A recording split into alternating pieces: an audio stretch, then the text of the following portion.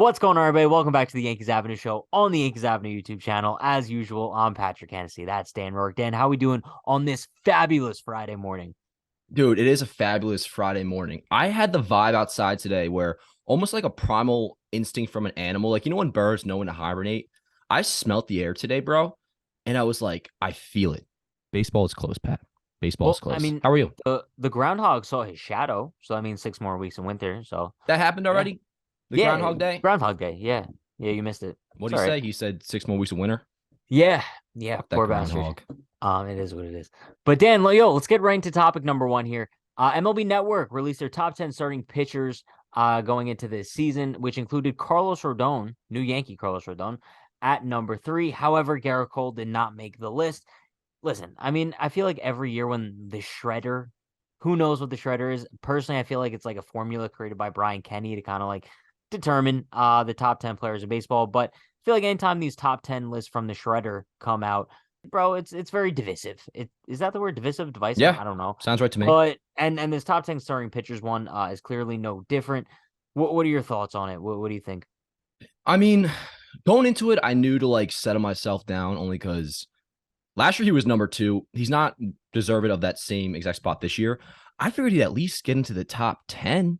Yeah. No, I mean, here's the thing. Like I said, he's no longer like the best pitcher in baseball, mainly because they go off a 2-year sample size. So what really matters is 2021 and 2022. And since then, he's first in strikeouts, second in WAR, 10th in WHIP, which is like his worst stat in this entire listing, 5th in innings pitched. And I know what some people would say, like the ERA isn't great. I think it's like a 3.4 over the past 2 years.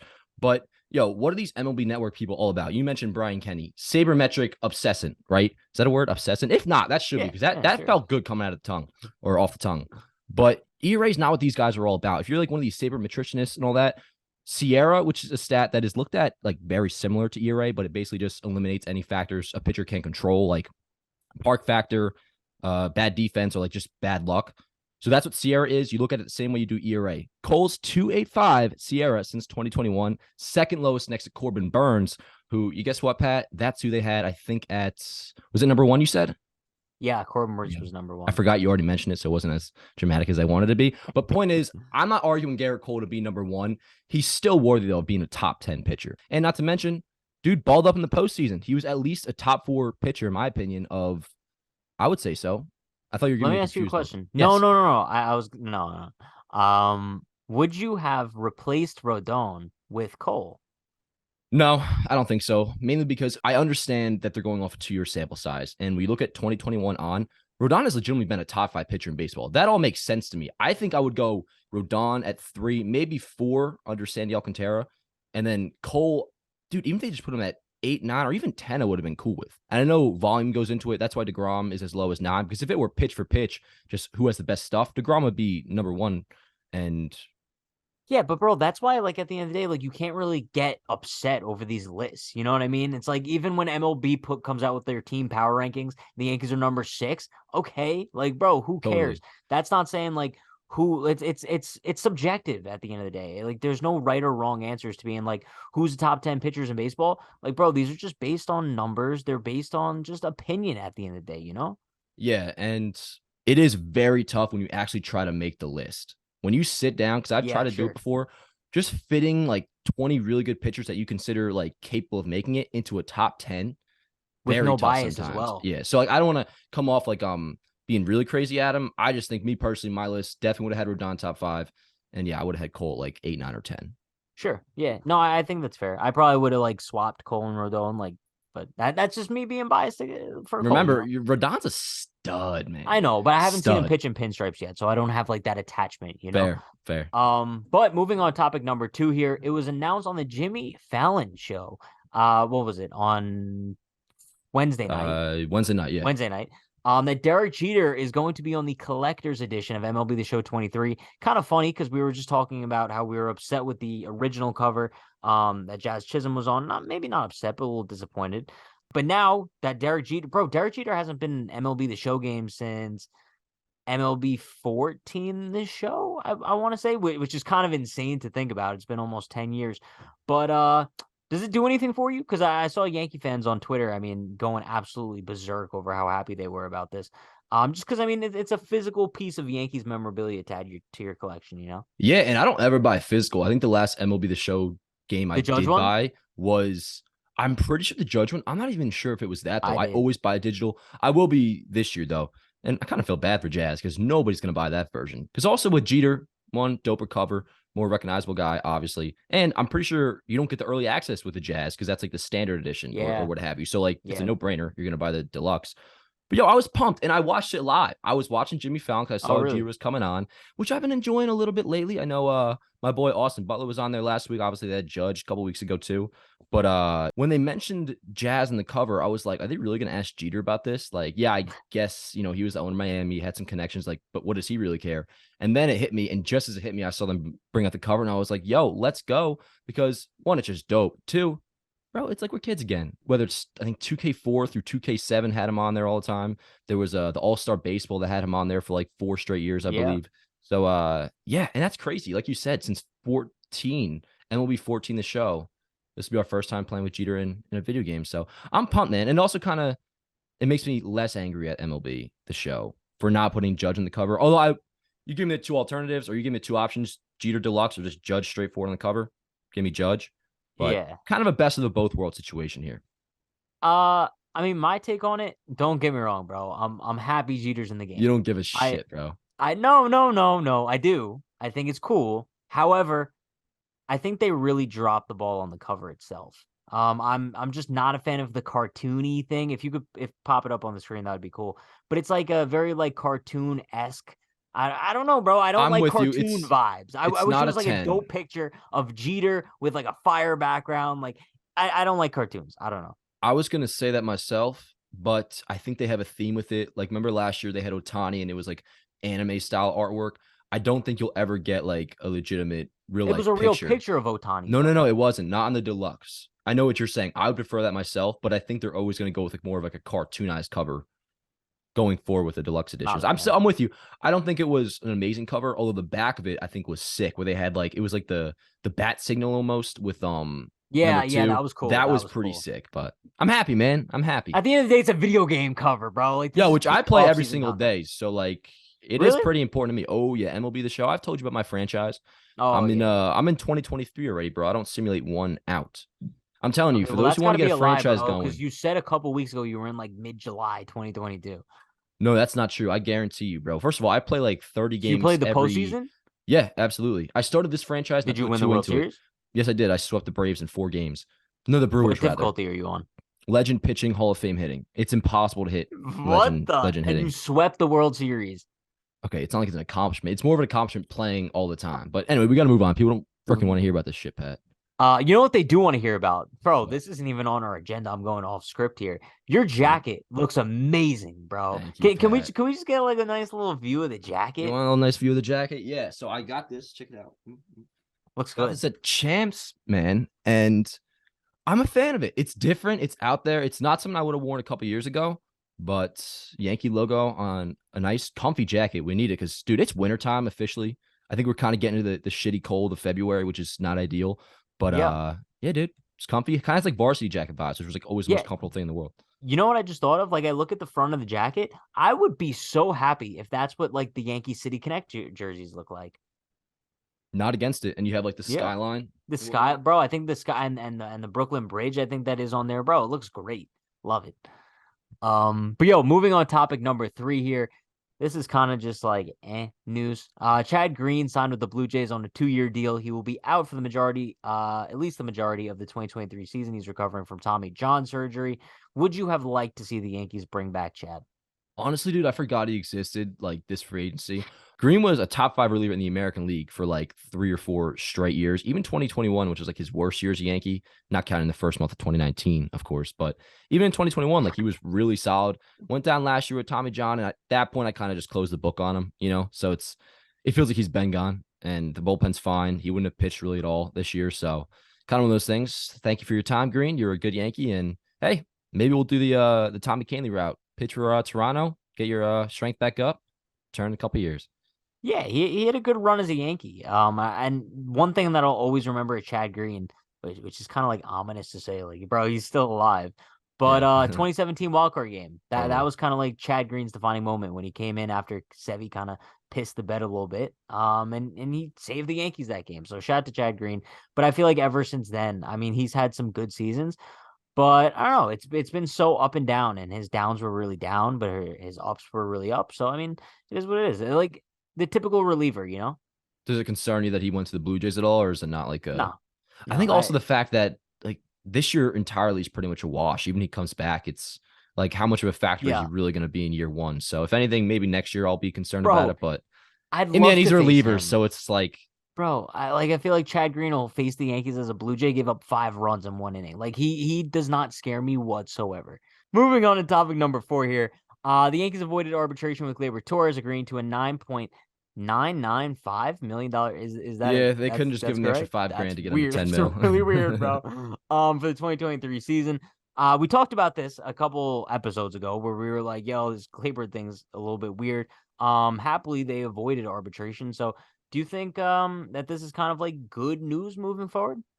Yeah, I mean it's good. You don't want to go to arbitration, and I figured that would be the case. I mean, same thing last year happened with Judge. They eventually worked it out. I do want to, if you don't mind, give me a minute here. I want to explain the arbitration process to people because although I know like when I post this news on Yanks Ave, people are like, "Why do we bring him back?" Or "Thank God we brought him Yeah, back." yeah. No, Gleyber Torres was under control no matter what. So just to run through it really quick, really simply, pretty much, obviously, you make your MLB debut, and then from that point forward, your team has 6 years MLB service time control on you. Once you've reached 3 years, you then become arbitration eligible. When that happens, like you basically just get to negotiate your right, or you have the right to negotiate your salary. If you and your team agree on the number, fantastic. If not, you then go to salary arbitration, which can kind of be a shit show sometimes. It's basically just like baseball's not actually legal court, just bashing you the entire time. And then the arbitrator decides what number you're actually worth. They may pick the team's number, they may pick your number, they may be somewhere in the middle.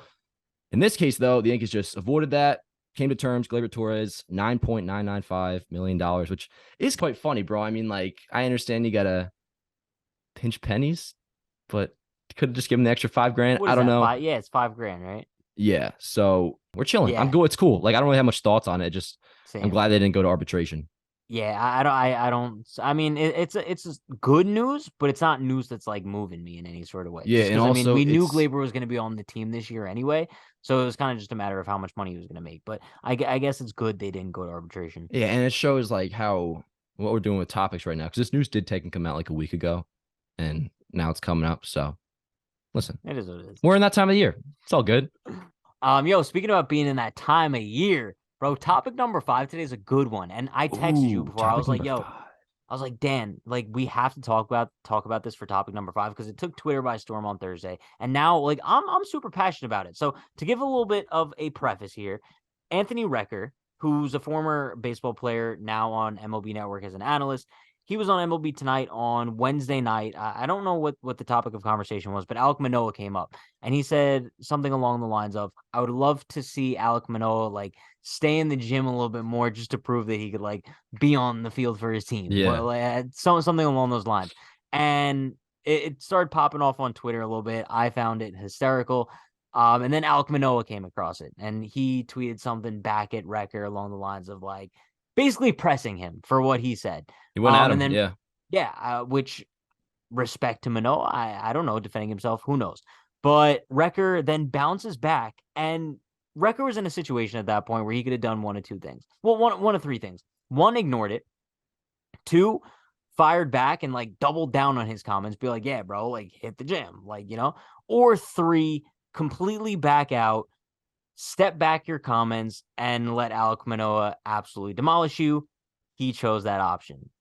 He bounced back with something like, bro, like it was completely out of context. Like That was I ridiculous. bro, like what was that out of context? Yeah. Something along the lines of like, oh, I would love to like speak to you to kind of like work through this. And then, bro, this is the one that got me. He said, I don't know if this is quoted, but I wish I had an inch of the talent that you have. Bro, once I saw that, I was like, bro, He was meat Alek riding him, bro. Manoah, Alek Manoah destroyed Anthony. I'm never gonna look at Recker's career the same way after this. Yeah, I mean, I found it hilarious. Like when I saw it, I was like, "Fuck yeah, record!" It was one of those things where it's like, I would never say it, but I'm glad when the other person says it, so I can just watch it all go down. And in a way, he has a point. I mean, you should be in good shape. Obviously, we're Yankee fans, so we know with CC Sabathia, he tried to lose weight, it just didn't work. He had to be fat. Manoah, there was a video that came out about with him a few days ago, and he looked, I think, probably at his heaviest state that I've ever seen him in his 2-3 years in baseball. But yeah, man, I looked up the Fangraph stats today, and I wanted to see if there was any correlation to his weight gain because, or not weight gain, but just being a bigger pitcher. And you think that correlates to stamina, maybe not being able to last as long, endurance. So, what was Manoah's second half ERA, or what was his ERA the last 2 months? It was 1.91. So, it's kind of working out for him. I thought it was funny. Anthony Recker, you're a dumbass, though. I mean, you're kind of just trying to. He clearly was trying to get a quote out there. You see a lot of times these players, I feel like they try to make a name for themselves, and maybe that was him doing it. Also, I love how he's like, Alek, I love you. I love you, blah, blah, blah. And then apparently they don't even fucking know each other. So it's like, dog, what No, I exactly know. were you And the doing? best part about that whole thing was when Wrecker replied with like that, "Oh, I wish I had an inch of the talent you have." Then Manoah Yeah. replied and like, bro, he's like, "Bro, you can meet me at like," and then he like listed where he's gonna be or whatever. Bro, Yeah. listen, I'm not the biggest Alek Manoah guy, but I will say he treated this situation like an absolute dog. I I don't will say, even, dude, I think it was a layup for him, though. Like, I don't even give him all that sure, much sure. credit. I give him a credit for being as good of a pitcher he is, because then you're pretty much undefeatable in conversations like this, especially against a guy like Wrecker, who always an achievement making it to the big leagues. But shit, I think he had a negative career WAR or something. Yeah, but And dude, that's that's one thing that I feel like, especially when you're in media, especially on TV, if you're going to make a comment bold enough as that, you have to be prepared to double down on it. Like it's just as simple as that. Like even on this show, I will never make a statement that I am not prepared to double down on, bro. yeah, Because especially the when it's second you player, step something back, you look stupid. especially when it's player on player, and you're the player who doesn't have like not even a Hall of Fame career, but there, and it's kind of fucked in a way. Like it's unfortunate this is the way it is, but your words only have so much weight if you accomplish at like a very high level in the big leagues, or even just were like a reputable player, right? Like I said with Record, that's not the case. So it's not like you had some. MLB Network has a couple of nice players on there, but let's just say I don't know, Jim Thome, Hall of Famer. If he says it, hopefully in a little nicer way, but if he said it, it's a little different. But dude, I'm not sure I ever seen Anthony Recker on MLB Network before. Like that's the first I known of him. So it's like, this is what you're gonna make your name with. I hate Alek Manoah as much as anybody, but like, there's so many things I'd love to say, but you just know you shouldn't say. I think this was one of them for Recker. But hey, listen, I'm all aboard the fuck Alek Manoah train. That's great. I I'm almost had to not. record. Shout I out almost Alek had to Manoah. record a Zoom with. Oh no, fuck him. I ain't saying that. But it's in a. No, I'm kidding. It's a sports. Listen, if I was walking outside and I saw Alek Manoah walking down the street, you know what I'd do to him? In all honesty, Say I what's tell him up. to go fuck himself. No, I'm kidding. I No, would you shake his hand. wouldn't. I would shake his hand and be like, pleasure to meet you. I would probably make some sort of joke like, listen, I'm a Yankees fan, so I don't got, many great things to say about you, but you are a hell of a pitcher. And you do have to give him that. Manoah is a No, stud. he is. He's He's a very stud. good. He's just He's annoying very as good. hell and If he was in the Yankees borderline rotation, obese, but it's working where, out. where do you think he would be? He would Two? be, no, he would be 3. No, he'd be Yeah, you. 4. 4. He'd be after Mm, Nestor, I think. And no. well, it depends. Bro, Oh, the minimum you put him at is 3. You can't put Nestor above Manoah. I could, no problem. I don't know. No, you wouldn't because Manoah is a righty and you would split them up. So you would split up No, I'm Rodon just and saying, just in terms of talent, I I would don't put feel Manoah crazy 3, saying bro. Nestor before It's not Manoah. crazy. I just wouldn't do it. I think it's kind of just like coin flip. Which way do you lean? And for me, it's I like Nestor better than I like Manoah. He gets a 3 spot. I would, Manoah looks like he gives good hugs. He really does. Yeah, I mean, he probably like just swarms your whole body and just makes you very warm. Okay. And Well, that's. yo, was that the end of this episode? I think it is. I think Yo, it is. can you believe I got fucking suspended off Twitter? That's really, 6 days and only. it But wasn't for anything too crazy, right? I should have mentioned it during the top 10 segment that we did. It was because of it wasn't even the shredders list. They put out the fan vote. And at that point, that was because I didn't see Cole on there. And I responded saying, execute them all. That's apparently not allowed. That's So not six even that days. bad. I've had so much worse. I feel like you've definitely So posted much worse, worse which on I that. have gotten for suspended for those too. The funniest one I remember was well, I shouldn't say that, but I remember one time it was like 2018. I got suspended for like 2 weeks because I said I remember the 2018 series against the White Sox. in August. It was the series.